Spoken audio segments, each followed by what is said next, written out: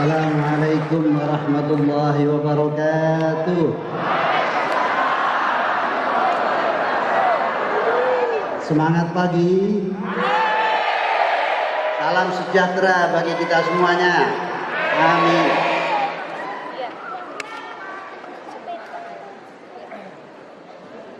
Delapan tahun yang lalu, ketika saya mendirikan perusahaan ini,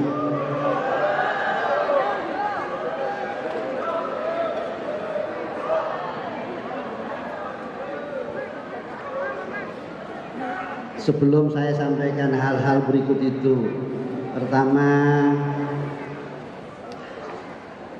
saya ucapkan yang terhormat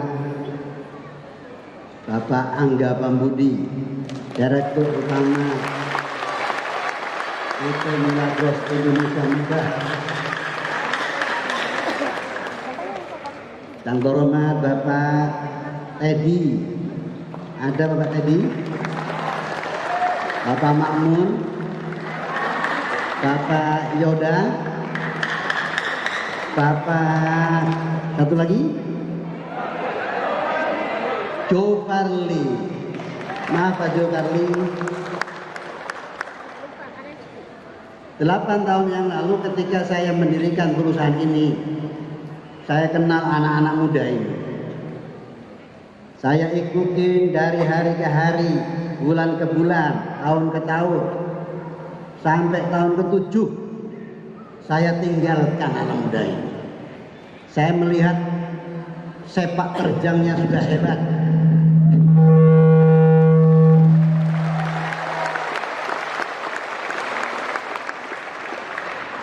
Maka 1 tahun yang lalu saya mengundurkan diri sebagai direktur utama. Saya naik pangkat jadi komisaris utama.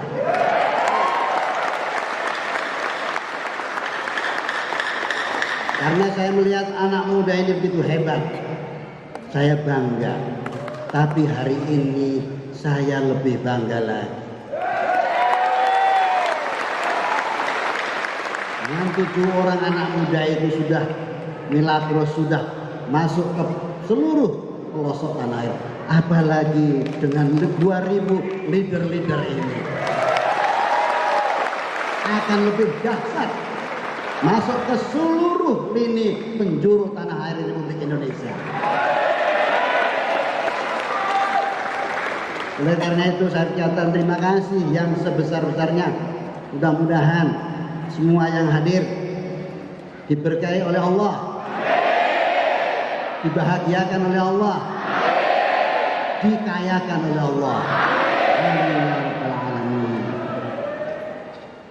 Bapak Ibu sekalian, 8 tahun yang lalu saya mendirikan Milagros ini adalah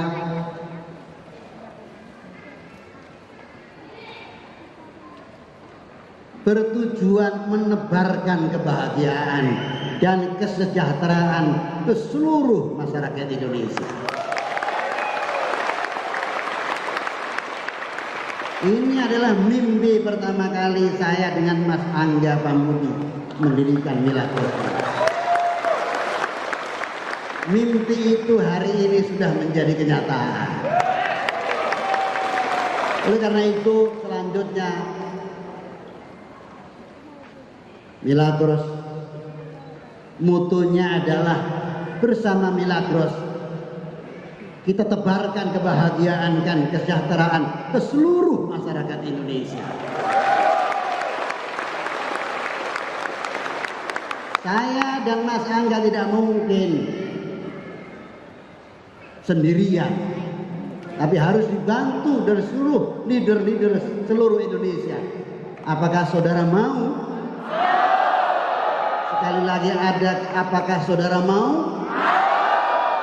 Terima kasih yang sebesar-besarnya kalau begitu. Dalam waktu singkat 30 menit saya akan menyampaikan beberapa hal, karena sebentar lagi ada motivator hebat akan berikan di panggung ini. Saya tidak lama-lama, cuma 30 menit mudah-mudahan selesai. Karena kita akan menebarkan kebahagiaan dan kesejahteraan. Apa itu sebetulnya bahagia? Apa itu sebetulnya sejahtera? Sebelum ini saya sampaikan, tolong buka Bapak-Bapak sekalian yang ganteng dan yang cantik-cantik, tunjukkan wajah bahagia saya, bahagia Anda semuanya kepada saya seperti ini.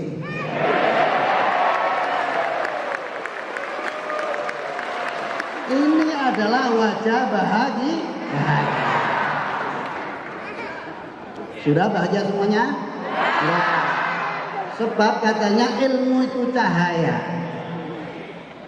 Apa yang akan saya sampaikan, apa akan disampaikan oleh para motivator adalah ilmu, adalah cahaya. Cahaya tidak akan tembus ke dalam sanubari kalau mukanya cemberut. Jadi tolong pertahankan muka seperti ini sampai akhir hayat kalian semuanya.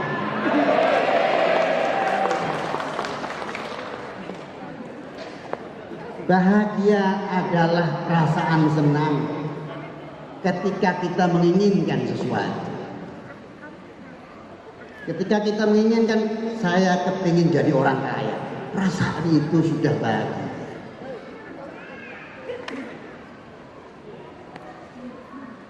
Untuk bahagia tidak perlu menjadi kaya dulu.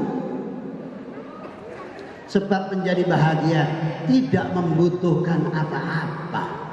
Hanya membutuhkan diri sendiri. Untuk menjadi bahagia sangatlah mudah, yaitu dengan menerima dan menghargai apa yang sudah ada saat ini. Semakin besar rasa syukur kita, semakin banyak kenikmatan yang akan kita peroleh. Bukan kebahagiaan yang membuat kita bersyukur, melainkan rasa syukur yang membuat kita bahagia.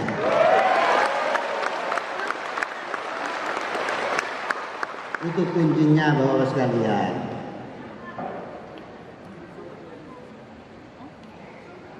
Apa itu sukses? Pak Angga itu sukses. Dia mobilnya banyak, rumahnya banyak, dia keluarga bahagia, istri satu.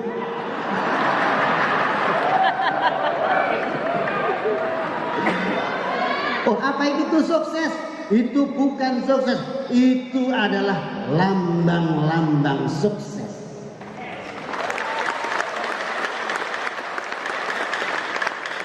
Kalau begitu sukses itu apa? Sukses adalah mendapatkan yang Anda inginkan.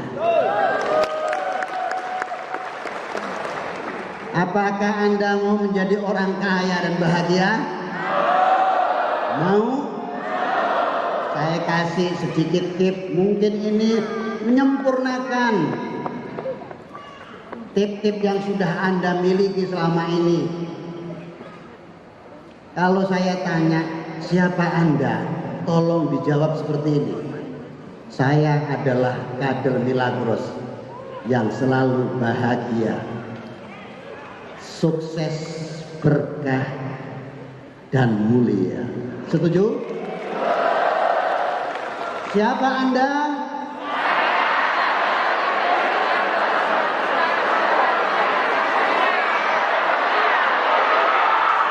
Saya adalah kader Milagros yang selalu bahagia. Nomor satu bahagia memang. Sebab perasaan bahagia itu tidak memerlukan apa-apa. Hanya memerlukan diri sendiri.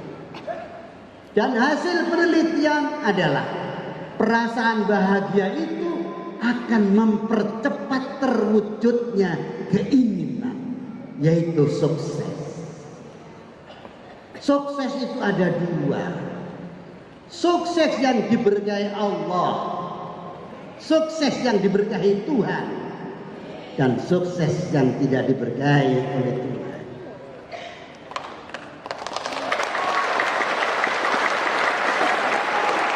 Yang kita cari adalah sukses yang diberkahi oleh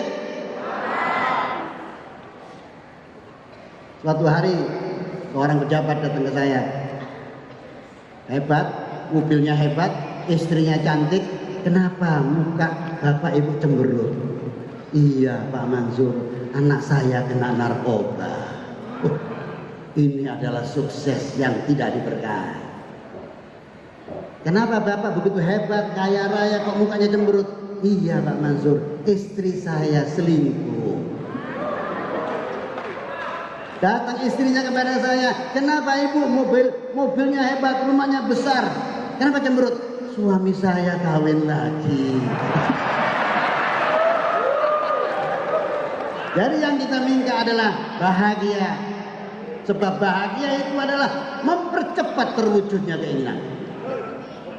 Dan sukses yang kita inginkan adalah sukses yang diberkahi Tuhan. Setelah itu kita akan mendapatkan kemuliaan. Kenapa harus dikatakan sekali lagi, siapa Anda? Saya adalah leader Milagros yang selalu bahagia, sukses, berkah, mulia.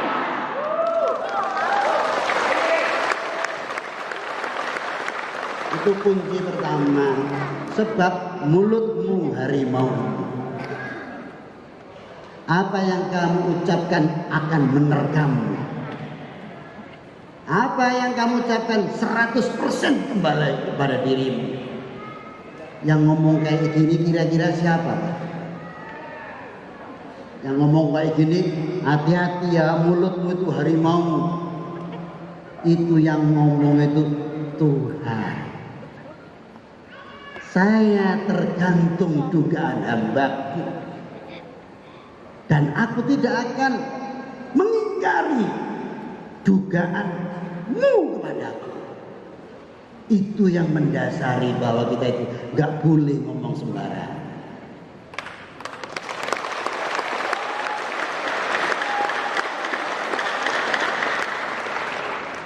Salah satu nabi di antara nabi-nabi yang diturunkan Tuhan ke bumi ini, suatu hari dia menangis di depan pintu. Tidak ada satupun umat yang tahu kalau beliau ini menangis. Beliau menangis di depan pintu, bergetarlah aras, sehingga Tuhan mengutus malaikat. Wahai kekasih Tuhan, kenapa engkau menangis? Saya sedang memikirkan umat saya. Iya, itu bergetarlah. Terus saya diutus Tuhan untuk menyampaikan kepadamu. Apa? Dan ini belum pernah dikasih kepada nabi-nabi sebelum kamu. Apa itu wahai malaikat? Ini ana inda dhanni abdi. Saya kasih tahu sama umatmu. Saya tergantung dugaan hamba-Ku. Dan tidak akan meleset dugaan dia kepada aku. Oleh karena itu sekali lagi saya tanya. Sekali lagi saya tanya, siapakah Anda?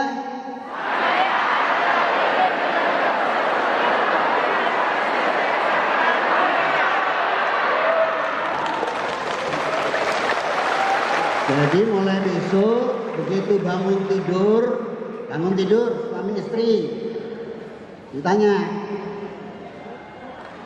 suaminya nanya sama istrinya, siapa kamu? Jawabannya, saya adalah leader Milagros yang selalu bahagia, sukses, berkah, mulia. Oh, leader Milagros? Iya, bukan suamimu.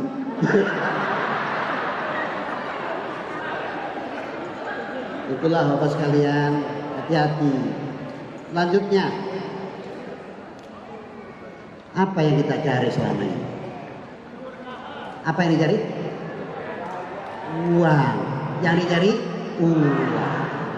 Pertanyaannya, kenapa harus uang? Kenapa harus uang? Karena segala-galanya pakai uang. Setuju? Enggak. Melahirkan anak pakai uang. Memberi nama anak pakai uang. Kewajiban orang tua pertama memberi nama kepada anak pakai uang. Nyekolahin anak pakai uang. Terakhir kewajiban orang tua kepada anak ngawinin pakai uang. Apalagi kawin lagi.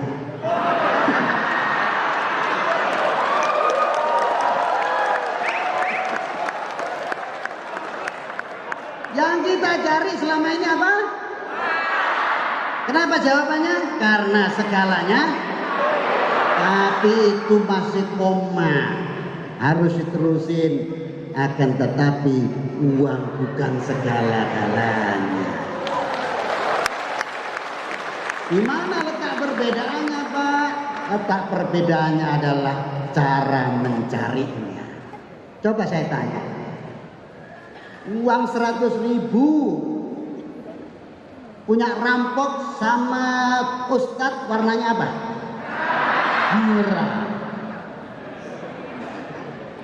Uangnya ustadz 100.000 warnanya?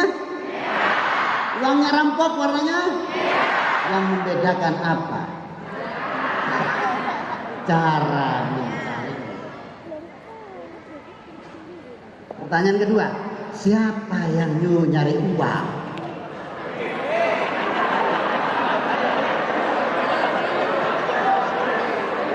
Kalau bapak-bapak ibu sekalian tadi nggak tahu rumus ini, rasanya untuk menjadi kaya jauh. Ini adalah pelajaran mendasar. Kenapa harus uang? Jawab, karena segala-galanya pakai uang. Akan tetapi uang bukan. Yang membedakan adalah cara mencari. Satu.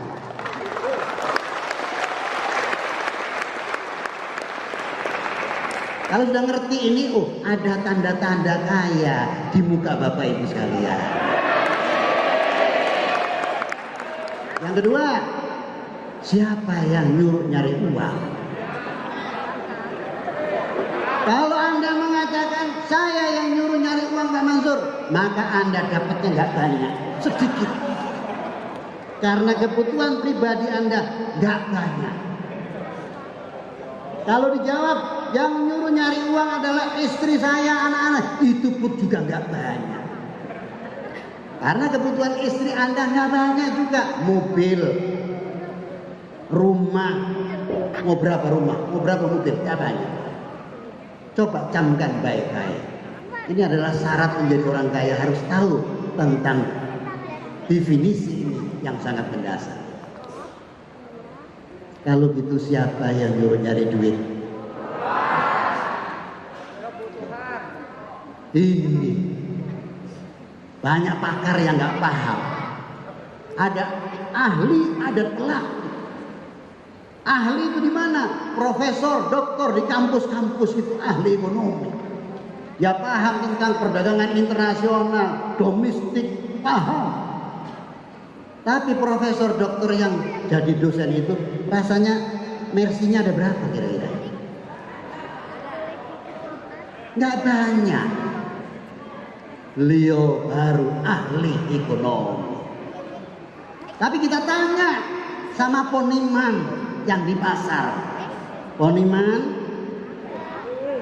kamu ngerti nggak itu ekonomi makro? Nggak tahu Pak. Ekonomi mikro? Nggak tahu Pak. Ekonomi domestik? Nggak tahu Pak. Tahu apa poniman? Tahu saya jual telur. Berapa sehari poniman? 5 truk sehari. Berapa mobilmu poniman? Mobil saya Pak Mercy 3 biji. Kalah itu ahli yang sudah profesor doktor. Mesti dibedakan mana ahli, mana pelaku. Hari ini saya berdiri di hadapan ahli dan pelaku.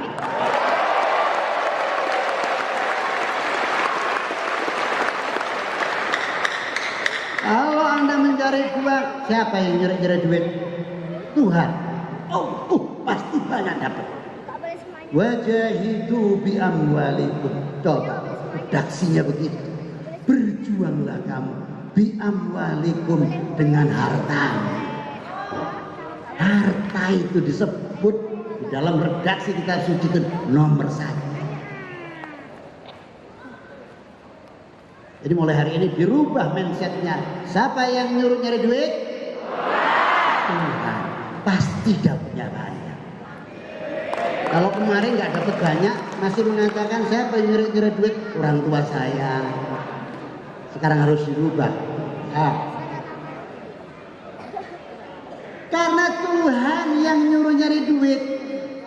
Karena Allah yang nyuruh nyari duit. Maka tempatnya duit pun dikasih tahu sama yang nyuruh. Cara ngambilnya pun dikasih tahu sama Allah.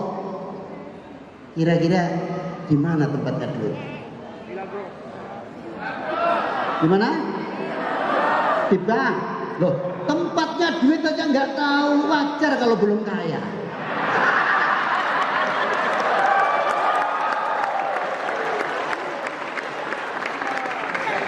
Jadi tempatnya duit itu di mana? Tanya sama Tuhan. Karena tadi siapa yang nyari-nyari duit? Allah. Tanya sama Gusti Allah, di mana tempatnya duit?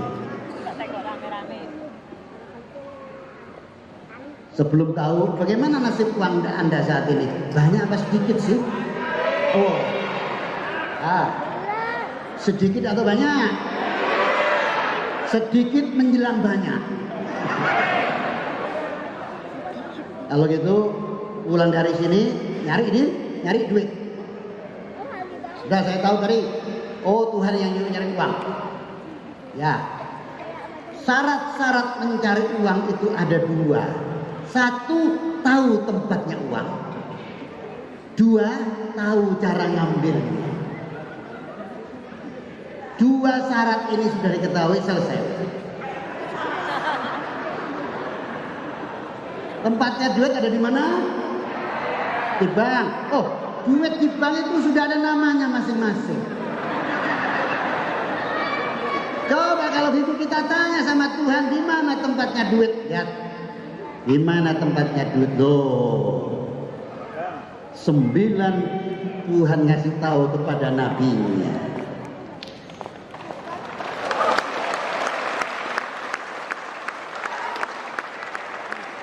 Tis'atu a'sar rizki ummati minal bai wasil. Kasih tahu hai Muhammad kepada umat. Tempatnya duit, perputaran uang itu 90% di perdagangan. Pertanyaannya, nabi-nabi itu kaya apa miskin ya? Kaya. Kalau Nabi Muhammad waktu ngawinin si istrinya pertama Siti Khadijah itu mas kawinnya 20 ekor onta. Bandingin sama saya, sama bapak-bapak itu. Waktu ngawinin istrinya, berapa mas kawinnya? Seperangkat alat kasihan itu ibu-ibu itu.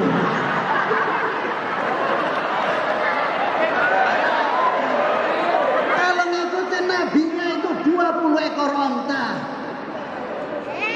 Kenapa beliau kaya? Karena beliau dibisikin oleh Tuhan. Uang beredar itu 90% di perdagangan. Maka beliau jadi pedagang.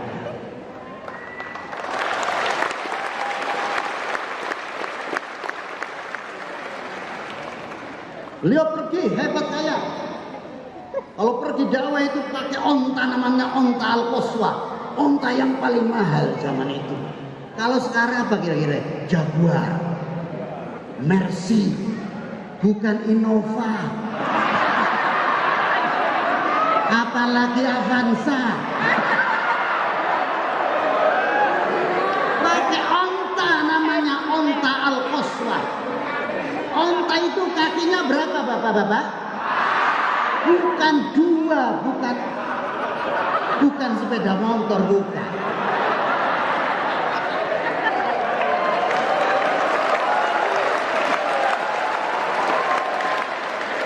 Dan dia itu kalau dakwah pakai onta Al-Qaswa. onta yang hanya dipiliki oleh penguasa keras pada waktu itu. Kalau sekarang itu Jaguar, Mercy. Tapi beliau sampai di rumah makan apa adanya. Tidak teriak-teriak seperti motivator hebat itu. Mama, saya datang, tolong siapin makanan. Tidak, beliau. Dia pulang sampai di rumah makan apa adanya. Tidur pakai tikar, bantalnya pelepah kurma. Kalau gitu siapa Nabi Muhammad ini? Orang kaya tapi hidup sederhana. Tolong dibedakan miskin sama sederhana. Kalau bapak saya, Ustadz, ini kok tidurnya pakai tikar? Ini hidup sederhana Pak Mansur. Ini sederhana apa terpaksa?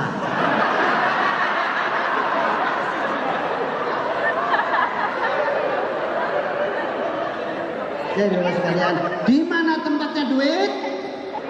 Di perdagangan. Tapi aneh juga itu nabinya jadi pedagang. Kenapa umatnya di Indonesia itu kok seneng jadi pegawai?